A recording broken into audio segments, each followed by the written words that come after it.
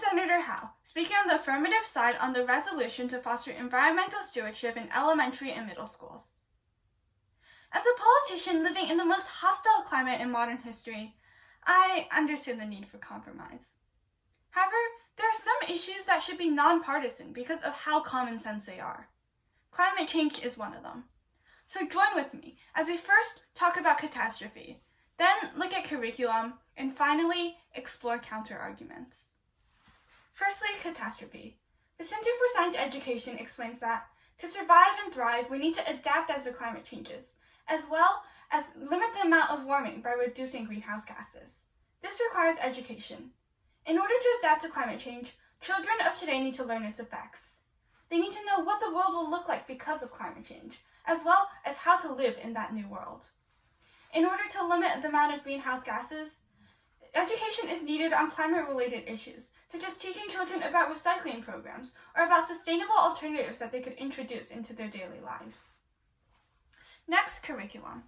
According to the United Nations Children's Fund, children are the best allies in the fight against climate change, as they will be the ones commandeering the world and finding solutions in this global fight.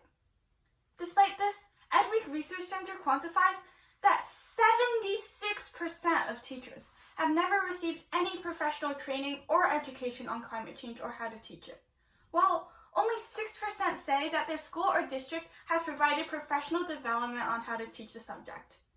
This means that most teachers simply don't know how to teach climate change, leading to the subject being poorly taught or not taught at all in classrooms. This lack of education hinders young students from learning about and finding solutions against this global issue. Finally, addressing counterarguments. Some may say that incorporating climate education into school curriculums will take away from other important subjects. However, many states that have incorporated climate change into their curriculums still excel academically. For example, Massachusetts earned an overall B+ grade for its climate education, with reviewers giving it superior marks for its treatment of the reality of climate change and for addressing solutions to the problem, as well as adequately preparing students for the future. Despite its focus on climate education, Massachusetts was still able to properly teach students about other core subjects, with U.S. News ranking it as the number 3 state in the U.S. in terms of education. The example of Massachusetts demonstrates how core subjects can still be taught with the incorporation of climate education. And with the passing of this bill, other states can quickly follow suit.